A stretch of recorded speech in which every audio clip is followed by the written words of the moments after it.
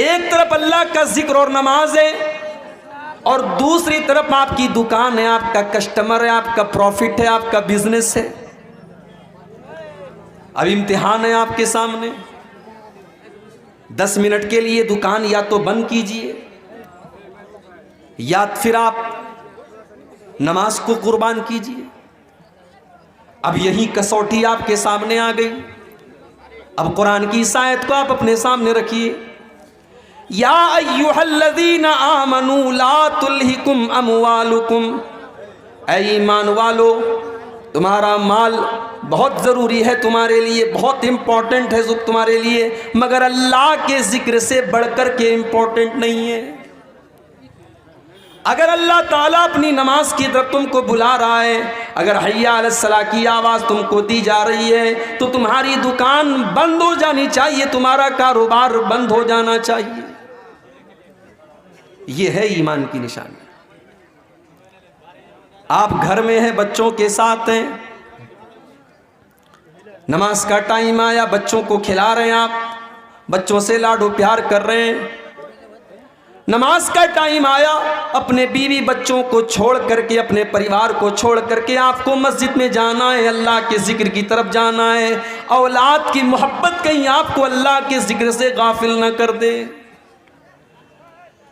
नबी अकरम सल्लल्लाहु ताला अलैहि वसल्लम जुमा का खुतबा दे रहे हैं।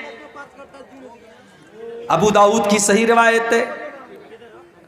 आप जुमा का खुतबा दे रहे हैं और आपके दोनों नवासे हजरत हसन व हुसैन रजी अल्लाह ताला अन्हुमा मस्जिद के अंदर खेलते हुए चले आ रहे हैं। 4-5 साल के मासूम बच्चे हैं, लाल रंग का कपड़ा पहने हुए हैं, नबी के नवासे हैं, नबी के बेटे की तरह हैं, नबी अपने बच्चों की तरह इनसे प्यार करते थे। दोनों मस्जिद में नजर आए। इमाम कायनात ने मिंबर से देखा मेरे नवासे गिरते पड़ते फिसलते कूदते मस्जिद के अंदर दाखिल हो रहे हैं। हो लोगो, मेरे नबी को अल्लाह ने कोई औलादे नरीना से नहीं नवाजा। बेटे आपको पैदा हुए, सब बचपन में इंतकाल कर गए। यह भी एक बहुत बड़ा इम्तिहान था अल्लाह के नबी के लिए। और शायद हिकमत भी अल्लाह ताला की तरफ से ये थी कि अल्लाह ने अपने नबी के किसी बेटे को जवान होने नहीं दिया। कासिम पैदा हुए, बचपन में इंतकाल कर गए। अब्दुल्ला पैदा हुए, बचपन में इंतकाल कर गए। इब्राहिम पैदा हुए, बचपन में इंतकाल कर गए। कोई बेटा आपका जवान न हुआ। और अल्लाह ने कुरान में इसकी वजाहत भी कर दी। मा काना मुहम्मदुन अबा अहदिम मिर रिजालिकुम, मुहम्मद किसी मर्द के बाप नहीं है, उनकी औलाद में कोई मर्द नहीं है, उनकी औलाद में कोई ऐसा लड़का नहीं जो जवान हुआ हो, जो मर्द हुआ हो। दुनिया वालों को ये मैसेज भी दिया गया, ओ लोगों, ये मेरा आखिरी नबी है, ये सबसे महबूब मेरा बंदा है, मगर हमारे फैसले के आगे मेरे नबी भी मजबूर हैं। मेरे नबी को भी मेरे फैसले के आगे कोई इख्तियार नहीं है। मैं ना चाहूँ तो मेरे नबी को कोई बेटा नहीं है। मैंने चाहा तो 4-4 बेटियां मैंने दे दी, और मैंने नहीं चाहा तो कोई एक बेटा भी मेरे नबी का जवान न हुआ।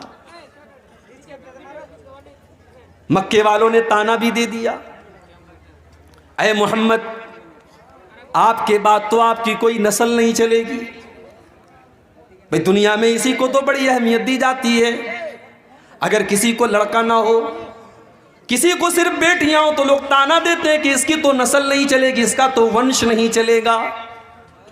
ये ताना कोई नया नहीं है, ये ताना तो 1400 साल पुराना है। ये ताना तो अल्लाह के नबी को भी दिया गया, ऐ मोहम्मद, आपकी तो नस्ल न चलेगी, आपके तो कोई औलाद नरीना आपको नहीं, आपको तो कोई बेटा ही नहीं है, आपको कौन याद करेगा।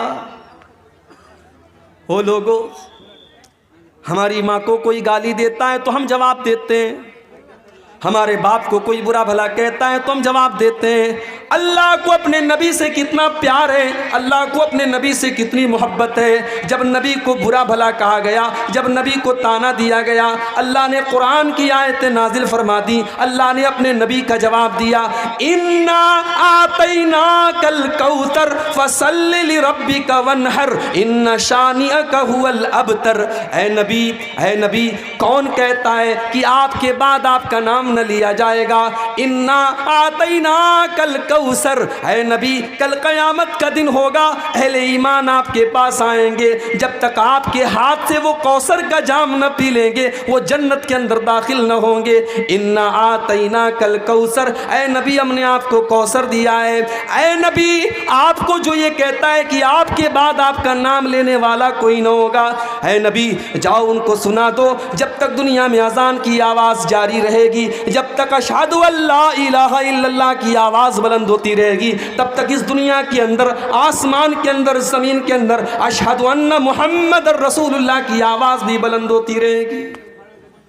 इन्ना आतैना कल कौसर, ऐ नबी, हमने आपको बहुत भलाइयों से नवाजा है, हमने आपको कौसर से नवाजा है। फसल्लि लिरब्बिका वन्हर, आप अपने रब के लिए नमाज पढ़िए, कुर्बानी कीजिए। इन्ना शानिअका हुवल अबतर, ऐ नबी, जो लोग आपके दुश्मन हैं, कल उनका कोई नाम लेने वाला न होगा, कल अबू जहल का कोई नाम लेने वाला न होगा, कल अबू लहब को कोई याद करने वाला न होगा, लेकिन ऐ नबी, आपके ऊपर जान छिड़कने वाले, आपके लिए जान देने वाले, आपके लिए जान लुटाने वाले और आपका कलमा पढ़ने वाले करोड़ों की तादाद में होंगे। इन्ना शानिअका हुवल अबतर, आपका दुश्मन ही नस्ल कटा हुआ है, आपके दुश्मन की दुम कटी हुई है। बेटा नहीं अल्लाह के नबी को, लेकिन हां, अल्लाह के नबी हमारे लिए बाप की तरह है। अल्लाह के नबी ने सही हदीस में फरमाया कि मैं अपनी उम्मत के लिए बाप की तरह, रूहानी औलाद अल्लाह के नबी की आपकी उम्मत है जो करोड़ों की तादाद, बेटा लेकिन कोई नहीं। अब नवासे जो नबी के हैं वो नबी के बेटों से कम नहीं है। नबी अकरम खुतबा दे रहे हैं, नवासे नजर आए, आप मिंबर से उतरे, अपने दोनों नवासों को गोद में लिया और आपने फरमाया, ओ लोगो, मेरा अल्लाह कुरान में कहता है, इन्नमा अमवालुकुम व औलादुकुम फितना, ऐ ईमान वालो, तुम्हारा माल तुम्हारे लिए फितना है, तुम्हारी औलाद तुम्हारे लिए फितना है। मैं अपने इन दोनों नवासों को देख करके बर्दाश्त न कर पाया, जब तक मैंने अपना खुतबा न रोक लिया, मैं मिंबर से उतर न गया, जब तक इनको अपनी गोद में न ले लिया, इनको चूम न लिया, इनको प्यार न कर लिया, मुझे चैन न मिला। तो माल और औलाद, ये दो चीजें इंसान की जिंदगी में बड़ी इंपॉर्टेंट होती है। इंसान हराम का रास्ता क्यों अपनाता है?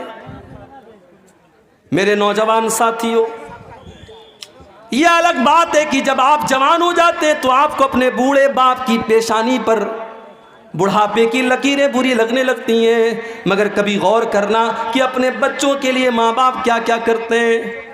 कितने तो ऐसे माँ बाप हैं जो अपने बच्चों की खुशी के लिए गलत रास्ता भी अपनाने लगते हैं, हालांकि वो जायज़ नहीं है, हराम है, लेकिन अपने बच्चों की खुशी के लिए माँ बाप कभी कभी हराम और नाजायज़ रास्ता भी अपनाने लगते हैं। अल्लाह ने फरमाया, या अय्युहल्लज़ीना आमनू ला तुल्हिकुम अमवालुकुम वला औलादुकुम अन ज़िक्रिल्लाह, तुम्हें माल से जितनी भी मोहब्बत हो जाए, लेकिन माल के चक्कर में कभी तुम अल्लाह के जिक्र को मत छोड़ना। 2017 की बात है, अल्लाह ने सऊदी अरब जाने का मौका दिया। मदीना के अंदर में असर की नमाज का टाइम था। अजान के 10 मिनट पहले मस्जिद नबवी से वॉकिंग डिस्टेंस पर एक नकाब की दुकान पर गया। नकाब खरीदा, मैंने सेलेक्ट कर लिया, पसंद कर लिया, रेट भी तय हो गया। मैं पैसा देने वाला हूँ, नकाब देने वाला है। बगल में मस्जिद नबवी के लाउड स्पीकर से अजान की आवाज़ आने लगी, अल्लाहु अकबर, अल्लाहु अकबर। दुकानदार ने काउंटर बंद कर दिया, पर्दे गिरा दिए, कहा शेख साहब बाद में आइएगा। मैंने कहा भाई मेरे अजान हो रही है, अभी तो जमात में 10 मिनट का टाइम है। अभी कोई मसला नहीं है, तुम पैसा ले लो, सामान दे दो। कहा नहीं नहीं, अजान हो चुकी है, इस बात की इजाज़त नहीं है कि हम अजान होने के बाद कोई सौदा सलफ करें। आप नमाज के बाद आइए, दुकान मेरी खुली रहेगी, आपको सामान मिल जाएगा। अल्लाह की कसम, उस दुकानदार ने, पैसा मेरी जेब में मौजूद है, उसने पैसा न लिया, उसने सामान न दिया। अजान की आवाज़ सुनने के बाद, ओ लोगों, आज सऊदी अरब के लोग बहुत बुराइयां करते हैं। अल्लाह की कसम, अपनी तमाम कमियों और कोताहियों के बावजूद आज भी इस्लाम अगर अपनी सच्ची हालत में पूरी कायनात के अंदर कहीं मौजूद है तो आपको उस मक्का मदीना की सरजमीन पर मिल जाएगा। अजान हो रही है, दुकान बंद, कोई सौदा नहीं होगा।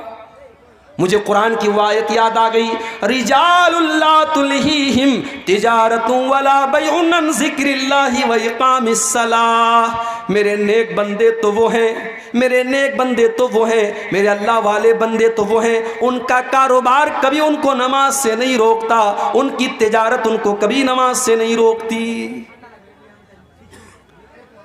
सीमांचल के जलसे मैं बहुत बोल चुका हूँ, चैनल वालों से भी कई बार कहा है कि भाइयों इन जलसों को की शक्ल मत बिगाड़ो। आपसे भी बार बार कहता हूं कि इन जलसों की शक्ल न बिगाड़ो। माँ बहनों से बार बार कहता हूं, ये जलसे हैं, ये कुरान और हदीस के नाम पर कायम होते हैं, इन जलसों के तकद्दुस को पामाल न करो।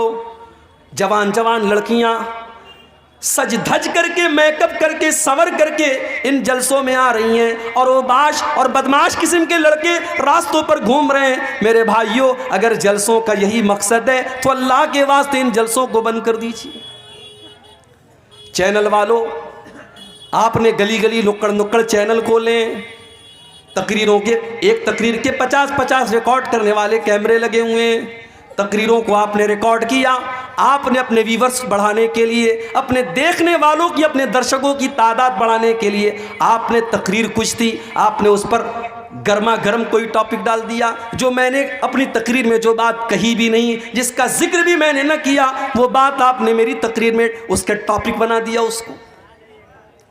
कितने चैनल वाले मेरी तकरीर के साथ नंगी औरत की तस्वीर मेरे फोटो के साथ लगाते हैं और टॉपिक क्या रखते हैं, मेले में जाने वाली लड़कियां, मेले में जाने वाली लड़कियां, ये टॉपिक लगाते हैं। और एक बेहुदा और उरिया लिबास पहने हुए एक लड़की की तस्वीर मेरे बगल में लगाते हैं। लोग व्हाट्सएप करके मुझसे पूछते हैं, मौलाना साहब इसका क्या जवाब है आपके पास? मेरे पास अल्लाह की कसम कोई जवाब नहीं है।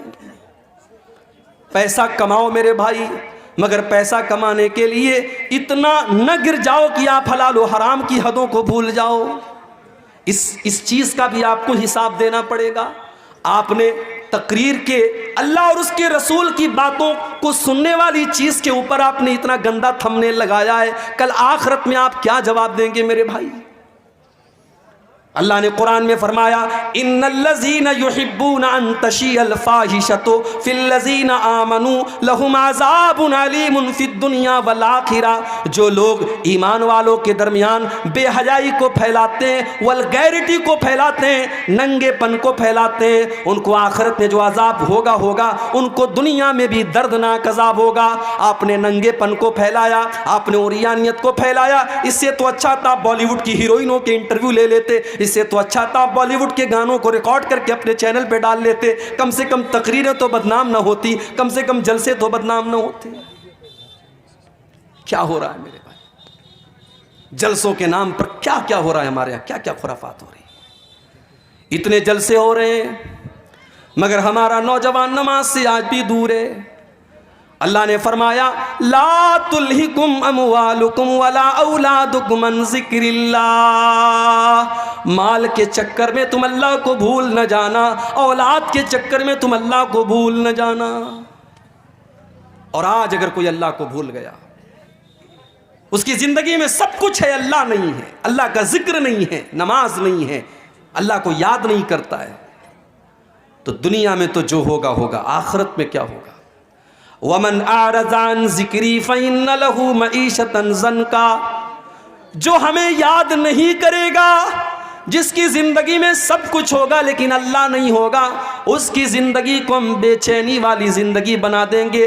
वो करोड़ों और लाखों कमाएगा लेकिन उसके घर में चैन न होगा। सास बहू के झगड़े उसके घर में होंगे, भाई भाई के झगड़े उसके घर में होंगे, उसके घर में ननद भाभी के झगड़े होंगे, उसके घर में देवरानी जेठानी के झगड़े होंगे, उसके घर में न चैन होगा न सुकून होगा, उसके बच्चे बीमार होंगे जो हमको याद नहीं करेगा। फ़इन्न लहू मईशतन ज़न्का, उसकी जिंदगी बेचैनी वाली बन जाएगी। वनहशुरुहु यौमल क़ियामति आमा, और कल क़यामत के दिन हम ऐसे इंसान को अंधा बना करके उठाएंगे। क़ाल रब्बि लिमा हशरतनी आमा, वो कहेगा अल्लाह मैं तो दुनिया में अच्छा खासा देखा करता था, मैं आज अंधा कैसे हो गया। अल्लाह फरमाएगा कज़ालिका तत्का आयातुना फनसीतहा व कज़ालिकल यौम तुनसा। मेरे बंदे, तेरे सामने कुरान की आयतें पढ़ी गई, तेरे सामने नमाज की अहमियत बताई गई, तेरे सामने बेहयाई की बुराई की गई, मगर तू बेहयाई के काम करता रहा, तू नमाज को छोड़ता रहा, तू अल्लाह की याद से गाफिल रहा। जब तू दुनिया में अंधा बन गया तो आज हमने तुझको अंधा बना दिया। तो ये पहली आयत है कि अपने माल और औलाद के चक्कर में अल्लाह को मत भूल।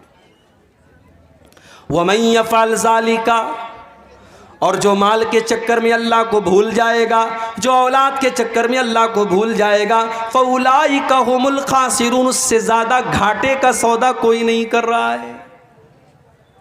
हम ये समझ रहे हैं कि साहब हम दुकान कर रहे हैं नमाज छोड़ करके, हमारी दुकान में बड़ी बरकत हो रही, बड़ा पैसा आ रहा है। नहीं, पैसा तो आ रहा है मगर आप घाटे का सौदा कर रहे हैं। जानते हो फायदे का सौदा किसको कहते हैं? आओ एक मिसाल आपको देता हूं, फायदे का सौदा किसको कहते हैं। अल्लाह के नबी अपने सहाबा के साथ बैठे हुए, एक सहाबी आते, अय अल्लाह के नबी, मैं अपने बाग की चहार दीवारी कर रहा हूँ, मेरा खजूरों का बाग है, मैं उसकी बाउंड्री कर रहा हूँ, और बाउंड्री करने में मेरे पड़ोसी का एक खजूर का पेड़ आ रहा है, मैं उससे कह रहा हूं कि ये खजूरों का पेड़ तुम मुझे दे दो, लेकिन वो मुझे देने को तैयार नहीं है।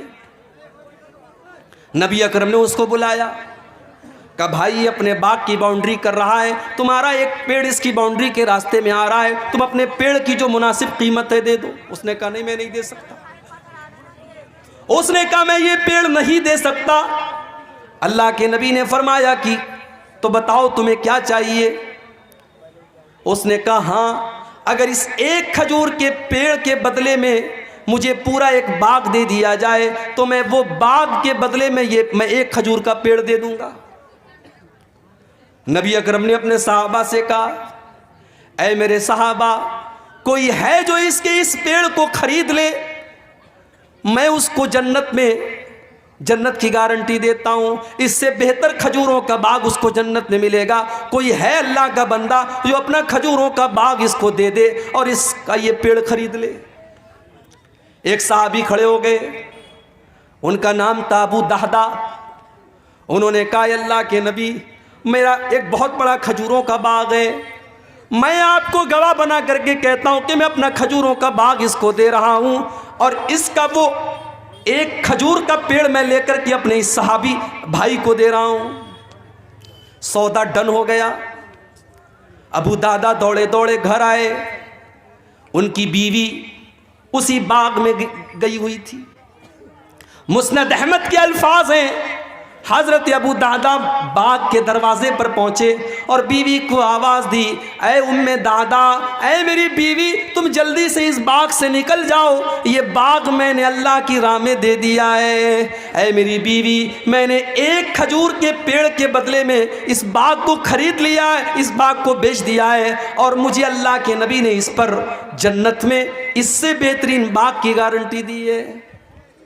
आज के दौर की औरतें होती तो शौहर की ये बात सुनकर के चार बातें सुनाती कि आपसे बड़ा बेवकूफ कोई नहीं देखा, आपसे बड़ा स्टूपिड कोई नहीं देखा कि आप एक पेड़ के बदले आप इतना बेहतरीन बाग आप बेच करके चले आए। आज की औरतें होती तो चार ताने मार देती।